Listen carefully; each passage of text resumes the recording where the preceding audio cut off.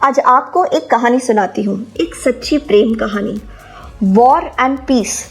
ये उपन्यास के बारे में आपने सुना तो होगा ही। वॉर एंड पीस लिखी है लियो टॉल्स्टॉय ने, जो रूस के एक बहुत बहुत महान और विख्यात लेखक थे।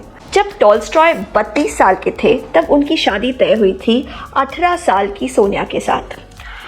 टॉल्स्टॉय ने सोचा कि शादी से पहले मुझे अपनी होने वाली पत्नी को सब सच सच बताना चाहिए। मेरे दिल में जो भी है सब खोल के मेरी पत्नी के सामने रख देना चाहिए। तो उन्होंने सोनिया को अपनी सारी पुरानी डायरीज दी और कहा, ये लो, मैं तुम्हें अपनी डायरी देना चाहता हूँ, तुम चाहो जो चाहे पढ़ लो।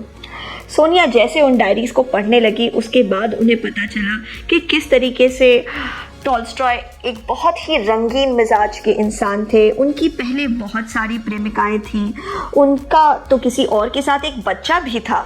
सोनिया बहुत ज़्यादा शॉक में आ गई। वो सोचने लगी कि टॉल्स्टॉय शादी से पहले ऐसा उनके साथ क्यों कर रहे हैं। क्या वो शादी नहीं करना चाहते? क्या वो उन्हें दुख देना चाहते हैं? क्या वो ये बताना चाहते हैं कि सारी ज़िंदगी ऐसे ही गुजरने वाली है, देखो मेरी प्रेमिकाएं आती जाती रहेंगी, इस चीज़ के लिए तैयार हो जाओ। सोनिया फूट फूट के रोने लगी और उन्होंने टॉल्स्टॉय से कहा कि आप मुझसे प्यार करते ही नहीं, वरना आप ये क्यों करना चाहेंगे। लियो टॉल्स्टॉय वो भी शॉक में आ गए। उन्हें लगा कि उनकी होने वाली पत्नी बहुत ज़्यादा खुश होंगी, लेकिन ये तो दुखी हो रही है। उन्होंने भी सोनिया पे इल्ज़ाम लगाया कि तुम मुझे समझना ही नहीं चाहती, तुम मुझे प्यार ही नहीं करती, तुम अपने घर वालों के बारे में सोच रही हो, तुम उन्हें छोड़ने के बारे में ज़्यादा दुखी हो, तुम्हें मेरे फीलिंग्स और सेंटिमेंट्स की कोई परवाह है ही नहीं। दोनों खूब लड़े, लेकिन फिर उन दोनों के बीच में सुलह भी हो गया और फिर शादी हुई। शादी के बाद कई साल बीते, अच्छे बुरे, उसी तरीके के जिस तरीके के बहुत सारे दंपतियों के बीच में गुजरता है। कुछ अच्छे दिन, कुछ बुरे दिन, कुछ खींचातानी, कुछ कहासुनी। टॉल्स्टॉय बहुत अच्छे लेखक थे, बहुत यशस्वी लेखक थे, सफल लेखक थे। उन्हें विरासत में बहुत सारी प्रॉपर्टी भी मिली हुई थी, तो वो एक रईस जिंदगी जी रहे थे। और सोनिया उनके बिजनेस का बहुत अच्छा ख्याल रख रही थी, यानी कि किताबों का पब्लिकेशन, पैसे मिलना, पब्लिकेशंस और कॉपीराइट्स के पैसे मिलना। सो इन सारी चीज़ों का ख्याल सोनिया रख रही थी। सारी चीज़ें बहुत अच्छे तरीके से दोनों के बीच में चल ही रही थी।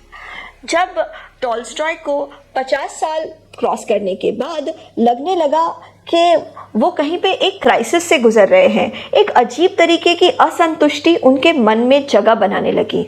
ना उनको धार्मिक कामों से संतुष्टि मिलती थी, ना उनको लिखने से खुशी मिल रही थी। उन्हें लगता था कि जो किताबें उन्होंने लिखी है उनमें भी कुछ खास दम नहीं है, उन्होंने कोई खास काम किया भी नहीं है। उन्हें ऐसा लगने लगा कि उन्हें मिनिमलिस्टिक जीवन जीना चाहिए। मिनिमलिज्म के बारे में आपने आज के समय में भी बहुत कुछ सुना होगा, जहाँ पे लोग सोचते हैं कि उन्हें एक बहुत ही साधारण ज़िंदगी जीनी चाहिए, कम चीज़ों में गुजारा करना चाहिए, लेस इज़ मोर, इस चीज़ को समझना चाहिए। तो कई सालों पहले जब टॉल्स्टॉय का समय था तब उन्हें भी ऐसा ही लगने लगा कि मुझे मिनिमलिज्म में जाना चाहिए और सोनिया को मेरा साथ देना चाहिए। आखिरकार वो मेरी पत्नी है, उसे मुझे प्यार से संभाल के उसे मुझे समर्थन देना चाहिए कि हम कम चीज़ों में अपना गुजारा करेंगे। लेकिन उनकी पत्नी सोनिया को लगने लगा कि अरे ये किस तरीके का पाखंड है। हाँ, आप दुनिया के सामने कहते हैं कि आप ब्रह्मचर्य का पालन करेंगे और हमारे बच्चों के ऊपर बच्चे हुए जा रहे हैं। आप दुनिया के सामने कहते हैं कि आपको पैसे नहीं चाहिए, कम चीज़ों में गुजारा करेंगे, और अगर आपकी तबीयत ख़राब हो जाती है तो आप लग्जरी विलास में छुट्टियां मनाने चला जाते हैं अपना वातावरण के बदल के लिए, शरीर को वापस से चुस्त दुरुस्त करने के लिए, और आप हमारे ऊपर क्यों जोर डाल रहे हैं, परिवार पे क्यों जोर डाल रहे हैं कि हम कम पैसे में गुजारा करें।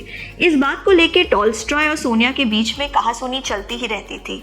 टॉल्स्टॉय इतने दुखी थे, गुस्से में थे कि उन्होंने अपने उपन्यासों में सोनिया के ऊपर कैरेक्टर्स भी बनाए जो लालची थे, जो डोमिनेटिंग थे।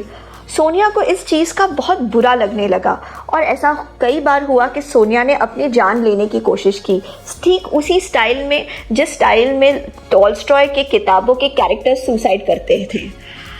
भाग्य कुछ ऐसा रहा, सौभाग्य से, कि सोनिया जब भी जान देने की कोशिश करती थी कोई ना कोई उन्हें बचा लेता था।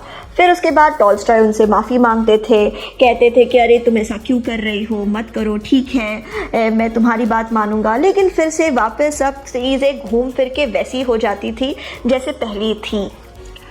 कुछ कॉमन सा नहीं लग रहा है? हम हमारे आसपास ऐसे ही लोगों को नहीं देखते जो एक दूसरे को कंट्रोल करने की कोशिश करते हैं, इमोशनल अत्याचार करते हैं? ये कहानी भी कुछ वैसी ही है। आखिरकार एक दिन टॉल्स्टॉय बहुत ही ज़्यादा विरक्त हो गए, पक गए, बोर हो गए और सोचा कि नहीं बस अब मैं सोनिया को छोड़ के भाग रहा हूँ।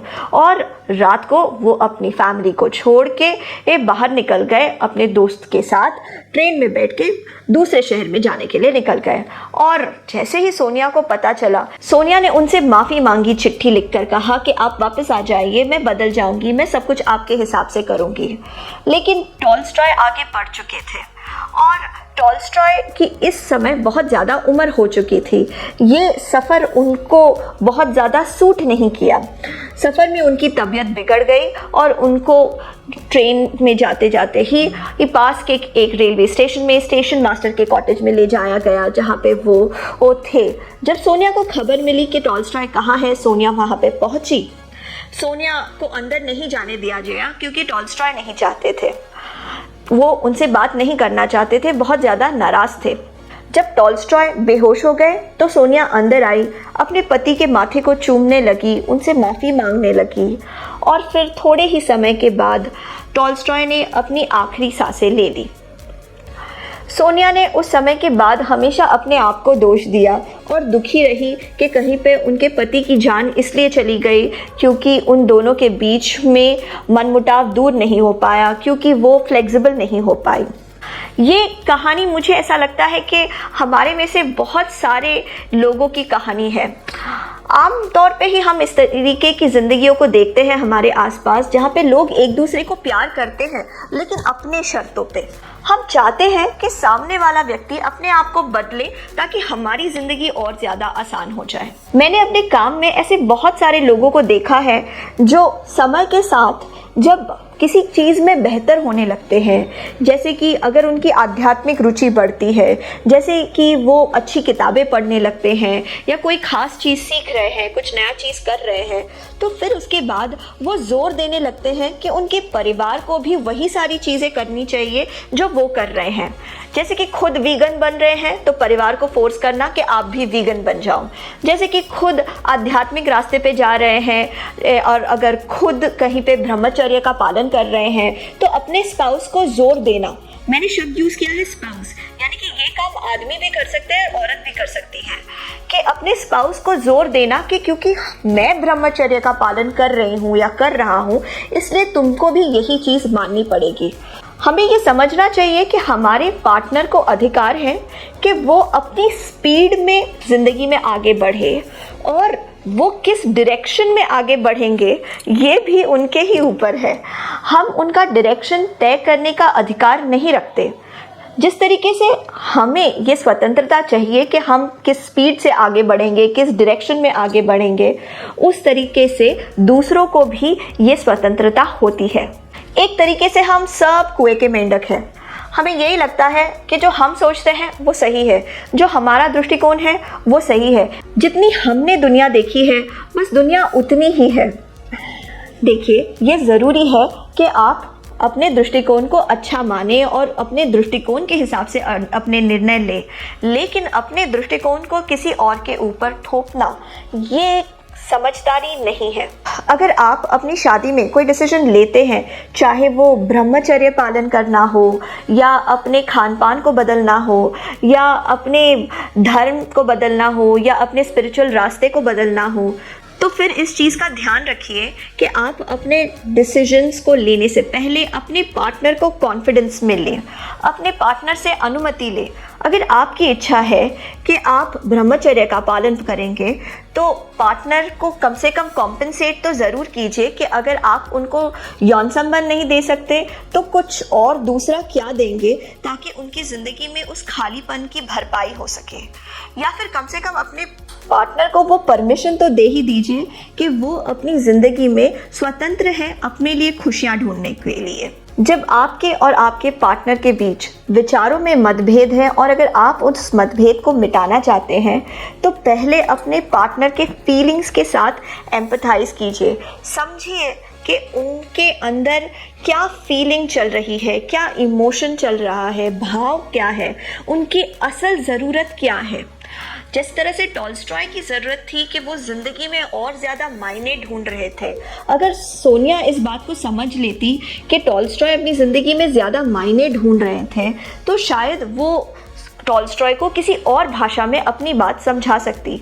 अगर टॉल्स्टॉय इस बात को समझ लेते कि सोनिया असल में अपने बच्चों के भविष्य को सुरक्षित रखने की कोशिश कर रही थी तो शायद वो सोनिया को किसी और भाषा में समझा लेते।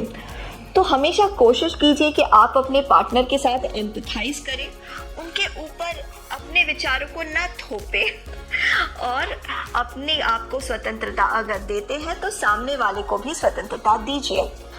आशा करते हैं ये कहानी आपको पसंद आई हो। हमारे चैनल को सब्सक्राइब तो आप करेंगे ही, साथ ही साथ इस वीडियो को अपने फैमिली व्हाट्सएप ग्रुप्स में घुमाइए ताकि ज़्यादा सालों की शादी वाले दंपत्ति इस वीडियो को देखें और अपनी ज़िंदगी में कुछ नए डिस्कशन की शुरुआत करें।